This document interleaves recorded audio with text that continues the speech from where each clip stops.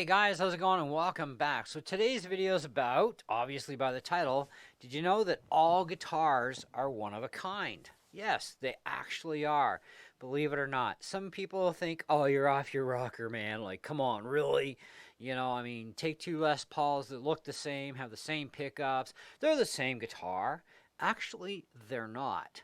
Um, so, what am I talking about one of a kind? Well, it gets kind of technical, so hang around for a while. You're going to really enjoy this video. So let's take two Smokehouse Burst Les Pauls, right? 2018 Studios, for example. I happen to own one. Don't need two, but I do have three Les Pauls altogether. Anyway, so when I was looking at the Les Paul Studio in the Smokehouse Burst originally before I bought mine at Long and McQuaid during Gibson Month, almost 2 years ago now. Let me just get some more volume going on this thing here. Need a bit more. There we go. There. Now we can probably hear me better. Anyway, so we looked at it and I thought, well, it looks pretty good. Sounds great. Got store manager, to play it because he's far better at righty than me. And of course, I'm a left-handed player, so we were going to order in a lefty for me, obviously, from another store. Because to get one, from Gibson would have, blown right past Gibson month. So anyway, so we got one in. Meanwhile, I thought the finish was great. I dug it. I wasn't like totally in love with it, but I'm like, I like that, and I can do a lot with that, like rip off all the chrome crap and put on gold because I'm a gold freak. And so I knew I'd have to modify it because you just can't buy it the way you want it unless that happens to be your dream guitar, exactly how it is. And I don't exactly have a dream guitar, but I have certain things that I would like to have on certain types of guitars for their finishes and so on. Anyway, so we ordered mine in, we got it in, and just blew our minds. So much of the burst in the middle showed up of the wood grain, and it just pops, and it's like, wow, like we were all amazed, Even my one buddy that plays keyboards in there, he was like, wow, that is nice. And so, of course, hence started ordering a lot of expensive gold parts for upgrades. And, of course, I've shown it off to the guys since, and, they really love what I've done with the guitar. And, of course, so do I, because I love that guitar. It's great. I wouldn't call it my go-to electric, but, I've got a lot of guitars, and I spend time with them all. But right there alone with the finish jobs, you'll notice that they are totally different. So, Gibson, they use a spray gun thing, right? So they spray the black on, or whatever color they're working with, could be red. Maybe they're doing a tobacco burst or a tea burst or some, sunburst design, whatever they're going to do, okay? It's not going to be exactly the same every time. I mean, it's not humanly possible. So anything with a burst especially, okay, so not a solid color, right? So if there's anything more than one color involved, it's never going to be the same for the appearance. Now, the wood also is not the same. Maple is not maple. Mahogany is not mahogany. You can take a tree and you can slice a chunk off. There's your body. Okay, boom, we got a body for one guitar. Take another slab. There's another piece of the tree. Totally different wood, right? It's not the same slice of wood, so therefore it's from the same tree. It's the same species, but it's a totally different piece of wood. So the figuring in the wood is going to be different. The grain's going to be different. Everything about that slice of wood, each slice, is going to be completely 100% different and unique. Which means what? Which means your guitars are all one of a kind. Now that's the starting point here. Now that goes for your fretboard. Any part of that guitar, okay, that's wood, is definitely going to be different. The fretwork is also going to be different from one to another because sometimes frets go in just peachy cream the first run and they don't have to do anything. Sometimes they got to level, recrown, redress, all that sort of jazz. And, of course, they always got to take off sharp fret ends. So there's a lot of handwork involved in putting a guitar together, right? So only so much is CNC'd out. The rest of it's like hand sanding, hand polishing, painting, and so on is all done by hand, right? Now, putting in your pickups. Now, here's the thing. Pickups. Oh, come on. No two sets of pickups sound alike. I even recently proved this on my own channel. I had my Custom Pro Les Paul by Epiphone. And I put it up against the what's it called? Plus Top Pro or whatever from Epiphone. Both have the exact same pickups in them. Okay, now the woods they're woods, right? But the pickups are supposed to be the same, but they're not the same. There's a slight difference in tone.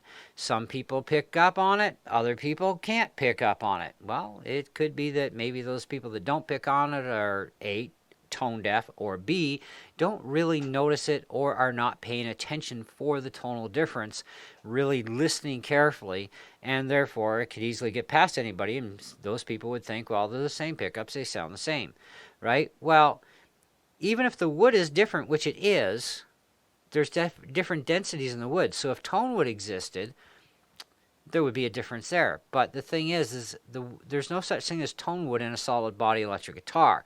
This has been proven way too many times, and there's no sense to continue fighting about it because it is what it is, and you either like the results or you don't, and that's fine. However, the pickups, on the other hand, are not going to be exactly the same. Even though they're the same version, they have the same amount of winds on them. Now we get into the technical part of pickups and the way they're made. Pickups have magnets, whether they're alnico magnets or ceramic magnets, doesn't matter. Okay, every single magnet is not the exact same precise strength. Okay, so every piece of metal that makes up each pole piece also is not the exact same precise piece of metal because it's all cut from different slices, right? And they're not all exactly 100% dead bang on, perfectly tapered, or even just straight flattened out, okay? And the molecular makeup is not exactly precise, okay? Especially any kind of metal that's been hardened. Hardened metal, okay, is done by, obviously heat and cooling methods and so on for hardening. They don't all cool down and harden at the same amount. So let's go for car springs to give you an example, because you can relate it to this, and it's the same process, okay? You got a big stack of springs for a car. They're all being superheated to be hardened. Then they start letting them cool. Now, what cools off first? The top, okay? So the top cools, and then the bottom starts to cool, and then it goes down and goes down and goes down. Meanwhile, as things are going down, there's still heat being pushed up. So metal is getting re-annealed, okay, or softened back up a little bit, okay, as things cool off. So therefore, every single spring is not going to be exactly and precisely the same amount of strength to it, okay? Close enough that it works, okay, but still not the same. Your pole pieces, when the metal is hardened, if they're using hardened pole pieces for the metal, is going to be the exact same way. Either way, as they're chopped out on a lathe, okay, or however they chop them, there's heat involved, and that heat gets into the metal, and metal expands with heat, and then it contracts again when it's cold. And it never will contract to the exact same amount, because once metal expands, it doesn't shrink back exactly the same. And see, wood is no different. When you think about heat and humidity at your guitar, a neck will shrink when it's dry, okay? So the lesser amount of humidity, the more your wood in your guitar will shrink. Okay, this is how acoustic guitar tops tend to, start splitting and stuff when they're too dry. So you have to keep a constant humidity level on acoustic guitars, right? And electrics you should as well, even though they're not as subjected to humidity as an acoustic is, or as sensitive. Their necks still are, but the bodies really not so much, right? But they still need to be kept properly humidified regardless, because wood does move all the time. There's also another reason why a guitar can never stay in perfect tune, which there is no such thing either. We'll get into that shortly. But anyway, so your neck shrinks when it's cold, or even when it's dry, right? Well, the wood doesn't re-expand to the same amount. This is why you get what's called fret sprout going on. It could be just a little tiny bit, or it could be a lot, right? So a lot of the first solution that usually takes place is you would get those burrs taken off and get rid of the razor blades, right? And then you're back to a normal neck. Well, what happens when that neck re-expands, right?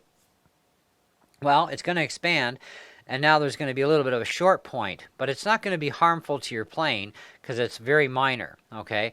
But it's enough that it's actually there, and some people could actually see that with their eyes if they're paying attention to it enough, right? On the other side of the fence, if you were to humidify the guitar properly first before trying to remove fret sprout, then you wouldn't get that particular problem where when it regrows back, the metal is actually shorter. It would actually be the right length. So be a good idea before you decide to get razor blades taken off the edges.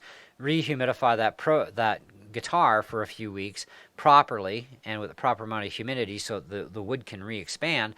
Then if there's any edges left at that point, then I would say get the edges taken off and back to being smooth as glass again, and you're all good. Okay? Or another term, smoother than, a baby's bum, they call it. Anyways, the idea is to get them very silky smooth.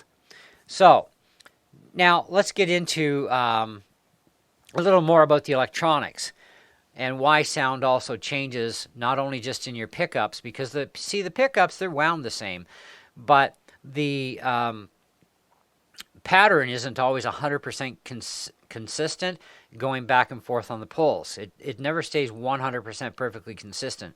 So the same amount of wraps are likely there, but the consistency in the following pattern is not, which alters the tone a little bit of those pickups. The other thing that alters is you're talking about a bare wire, okay? And that bare wire is under a bit of tension and it's getting pulled at, so as it's being spun, whether it's by hand or by machine, the wire gets stretched. So a spool of wire can actually do a lot more pickups than what you might think because it's been stretched a lot as it's been wrapped on, right? So this also makes for a tighter wrap. Even with the same amount of wraps, the thickness in the end is never consistently 100% the same consistent. So if you were to take like a micrometer to the inside of the pickup and place it just in the right angle so that it's horizontal to the spool plate, right, or the bobbin, and you check the distance between the threaded area, okay, the wrap, to the edge, you're going to find a slight inconsistency from one pickup to another. So, these are supposed to be the same pickups, which is also another reason why you'll get a slight variation in the ohms reading.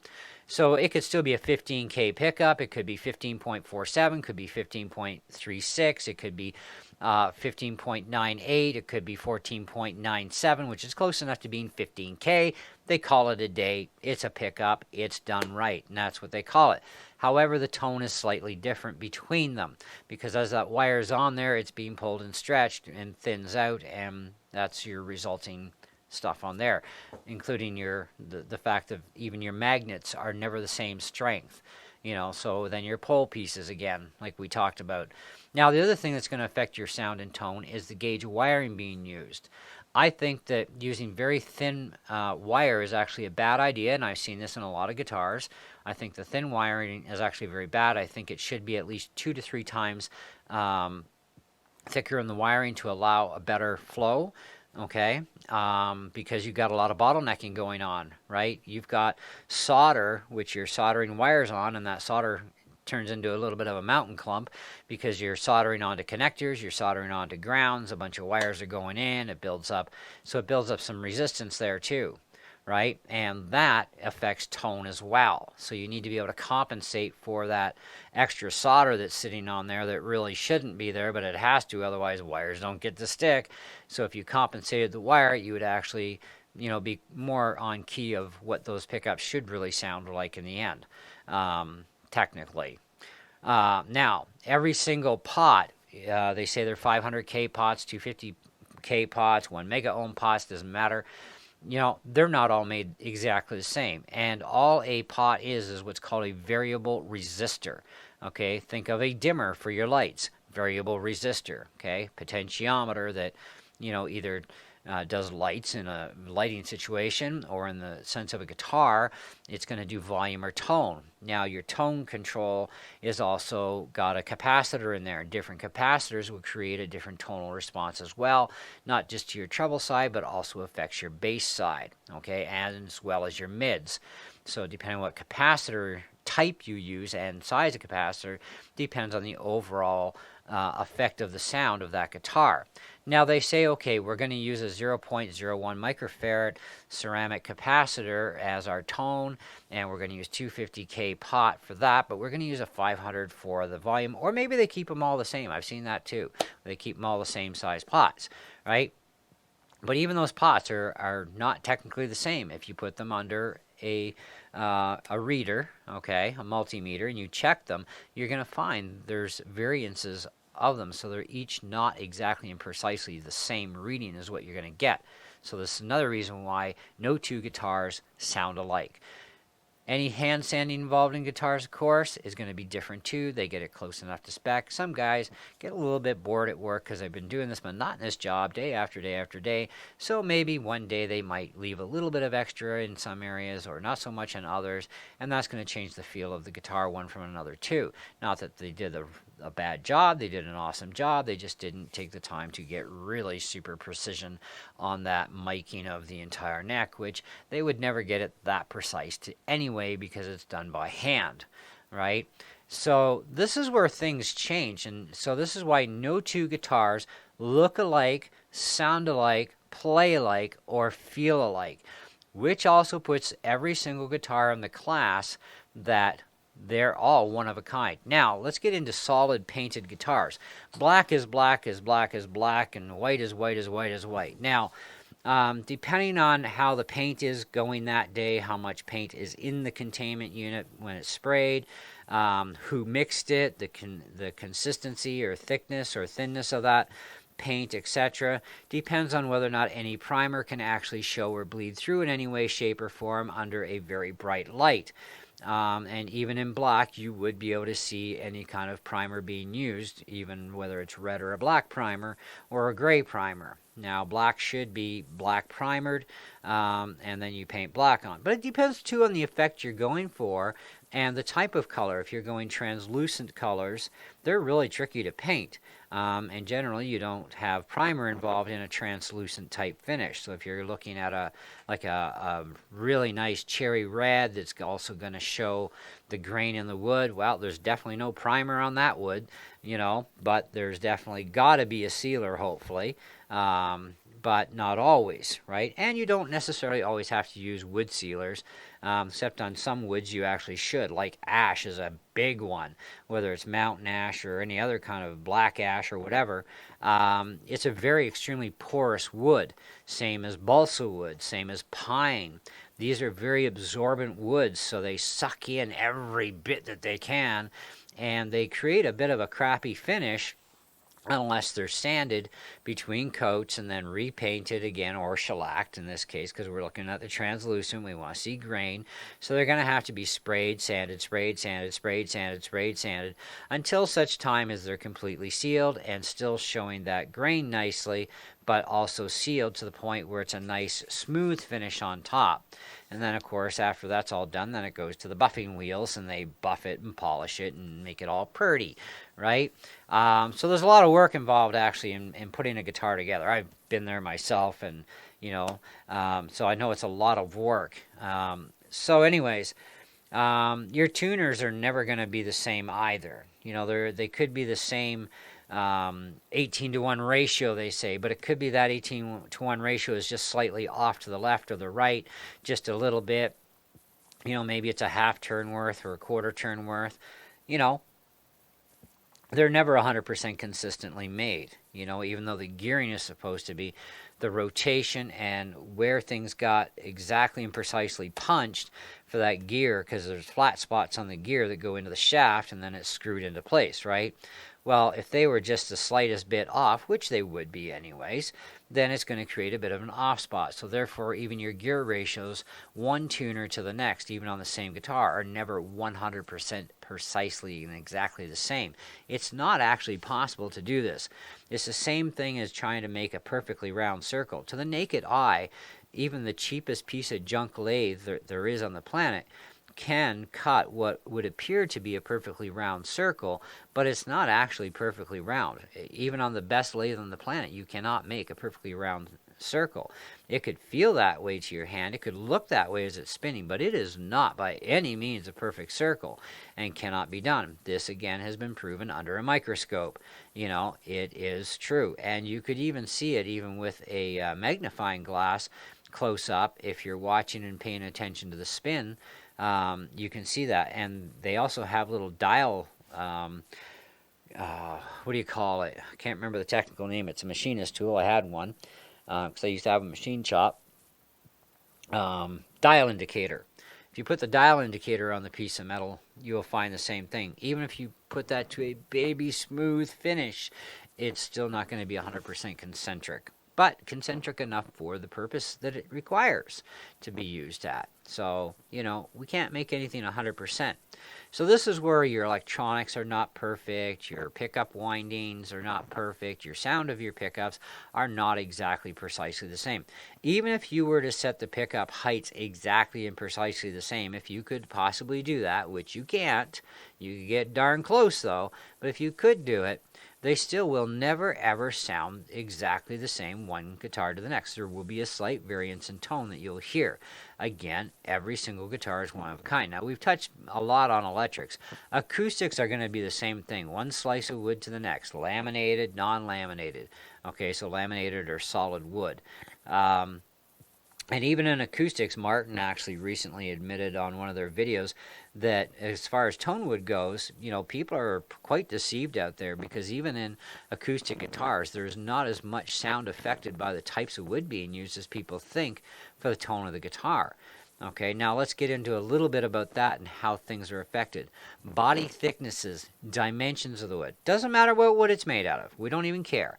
Okay, but the thickness of the body, the dimensions of the guitar, even every single one of them are going to be one of a kind. I've seen a little bit of bear claw in a spruce top.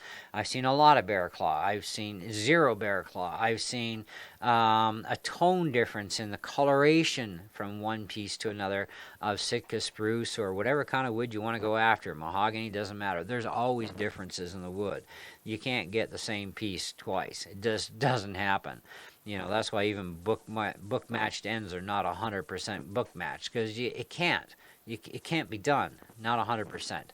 And wood is just wood. It's different. But the tone is not 100% into the woods on an acoustic guitar either. There is some influence. They did say there is some, but not as much as people think. A lot of your influence is going to be coming from your nut material, your saddle material, how well those pieces are made and cut, also your strings that you use. And strings are a major part of your sound on any guitar, acoustic or electric, major part of your sound. I have Elixir NanoWeb 1253s on my Taylor, because that's what came with it, and that's another reason why I bought it, because I love the sound. And then, of course, I have tried those same strings on my Takamine, and they weren't quite as great. I mean, at least they lasted longer than the D'Addario, but they just didn't sound quite as great. Mind you, that guitar is obnoxious. It has a lot of bass, not as much on the mids and trebles as the Taylor, but a lot of bass response. Why? Because it's a thicker, more robust body, even though they're both cutaways. And a cutaway body versus a full dreadnought body, totally different sound. Some people can hear the difference, other people can't. I don't know what it is, but I can certainly hear the difference. Even the slightest difference I can hear. Mind you, my ears are still intact so far, okay? And I do have exceptional hearing, which I guess really does kind of help. But you're, as far as, the rest of the guitar goes, it doesn't really matter a whole spit of a lot. Like, even what the bridge is made out of, whether it's made out of richlight or rosewood or ebony, could be made out of a chunk of steel. Okay, it really doesn't make that much difference in the actual bridge material, but it does make a huge difference in the saddle material, the nut material, and the strings. And of course, how high the action is too makes a difference on the volume level, as well as the sound quality level, okay, for what it can produce. And that's part of your body sizing too, what kind of quality sound it can produce or reproduce, all right? So there's that too, and again, even acoustics will never stay in tune 100%. They can't. The wood moves all the time. Intonation is another thing. Intonation, even on two guitars, the same. And I have two of the same guitars on my wall, both Strats, just a different paint job, different pickups. Okay, basically. Of course, one has string trees, the other one has roller bearing string trees. But the guitars are technically the same. They're both Squier Strats. They're both standard Strats. And you would think that the intonation on the saddles should be exactly and precisely the same. not just with the radius setting, which I did set the radiuses as identical as I could possibly get them. Okay, but the intonation settings are not the same at all. There are differences on every single saddle. Well, they're supposed to be the same scale length, but it doesn't matter if it's the same scale length. They are not the same. Okay, and scale length is never the same either because things are sanded in place and sanded down and smoothed out before they get inserted into the neck pockets. Just doesn't matter what kind of guitar is it, acoustic or electric. So there's always a little variance. Some could have a little bit of extra length and some could be a little bit shorter. Not too many times did they ever actually get the measurements right. Okay, same as the pocket depth and the thickness of the neck. Okay, that's another thing that, from one guitar to the next is not going to be exactly and precisely the same. And that gets into a whole video more about machining. So let's talk a little bit about that. So because I'm a machinist, I have experience in this, and so therefore what I'm telling you is actually correct, and you can either trust me or not. I don't really care. But as a cutter cuts into wood, wood is just as nasty to tooling as steel or aluminum or brass or titanium or any of the other metals out there. They don't change the cutters often enough, but they have a CNC program that says, okay, cut this to this specs, and this has got to be cut here, here, here, here, boom, boom, boom, boom, okay? So they do all that. The program says, okay, now program, you're going to go off to the machine, and you're going to tell the machine where to go and how to get there and get the job done. Now, the machine has a cutter in it, and the cutters, of course, are made by people, and the cutters, of course, are supposed to be very sharp. Well, after the first couple of cuts, the edge starts to come off, very little amounts at a time. Now, they don't change the cutters often enough, which is why things can get variant, right? So you may end up with a little bit thicker neck, or you may end up with a little shallower cut neck pocket, because it's supposed to cut to a certain depth, but as the cutter wears, the cutter gets shorter in length, because those teeth are not only going in on the side and getting their edges now taken out, it's also the cutter, as it's cutting the surface, to plane that properly as it's cutting, those parts of the blade teeth are getting worn down too. So the machine cannot compensate for the depth of the cutter getting shorter as progress goes on with cutting bodies and necks all day, every day, right? So they need to actually change the cutters more often to get better consistency. So this is where quality control issues kind of suck, right? Is because they're not changing those cutters as often as they should, and this is why more and more guitars come up as lemons.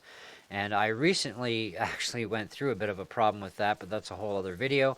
I'm just really not happy at this point in time. But it's how it goes. But that to me was just proof of poor quality control and cutters that were too dull at that factory, and things were not cut right. Okay, because that was one problem. There were other problems as well with this guitar, not just that. And so there was too many inconsistencies, and forget it, and it wasn't the only one, because another one was brought in as a replacement. That one was actually worse than the first one, so I was really not too happy. Anyways, that's the way it goes. So we waited out. Maybe we'll find another one that's more desirable and doesn't have these problems. So in total, no two guitars look alike, sound alike, feel alike, play alike. The other problem you're going to get, and we got a couple minutes left, and that's it. You play a guitar at a store on an amp, you love the sound of that guitar, you bring it home and it sounds horrible. It could be because your own gear is not the same gear you used in the store. In fact, it won't be, because no two amps are alike either. But let's just say you played on a Mesa Boogie or a Marshall at the store, but at home you got a Behringer, or you got a Line 6, or you got a Boss Katana. Now, I haven't heard one guitar ever sound bad on a Katana, other than my Strat is a little on the shrilly side on the new Mark II, but on the Mark I it wasn't too bad, but I love it on the Orange, and I don't really care, because the two Strats are used for beater purposes only. They don't really get played much. Anyways, the point is, there was a difference. But I know what the differences are going to be. I expect those differences to take place, because I know. And I've been through it enough times to know, and that's what I'm telling you guys is what I know, right?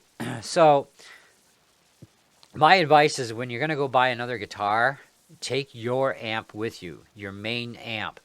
Bring that to the store.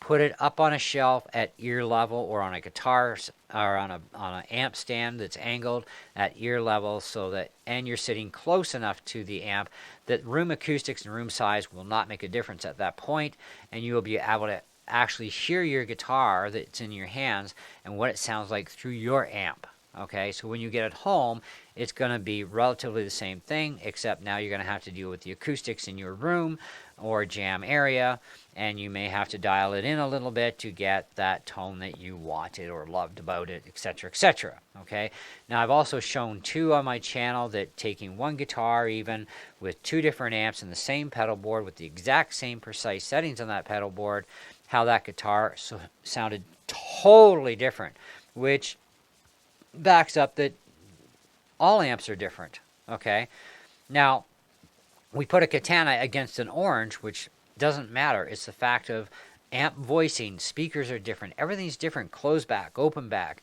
You could even take two Katana Mark II 100 watt 1x12 amps, put them side by side, listen to them both. One's going to sound different than the other. And that I really am not going to get into in this video. Maybe I'll do that in another one. So if you want to hear about a video like that, about all about amplifiers and why they sound different, blah, blah, blah, even if it's the same amp, why it would sound different against another amp the same. I'll do a video on that for you guys if you want to see something like that, and I will go through that with you because that's a lot of information to happen. Anyways, in the meantime, hopefully this answered a lot of questions for a lot of people and made a few people at least think about the fact of guitars. And another reason why I also say don't order guitars online, because what you played in that store is the one you should have taken home, the one off the rack. Don't go after one in the back room that's still in a box. Go after the one you took off that rack. Who cares if 15 people played on it? That's the guitar that felt right. The likelihood of you getting close enough to the same feeling is pretty slim, and your sound is going to be slightly off as well. And we could have gone more and more into that too, but we'll save that for another day as well, because it all gets into pickup heights and adjustments and stuff where they're never actually the same from one guitar to another. So in a nutshell, there you go. But anyways, thank you so much for your patience, for taking the time to watch this video, and hopefully you learned a lot from it. If you want to see more kind of videos like this on tech stuff, on guitar gear, definitely let me know in the comments below, and I will do the best I can to fulfill those requests to you guys and give you the information that hopefully I'll be able to give you. In the meantime, we'll catch you on the next one. Thanks for watching, and have a great day.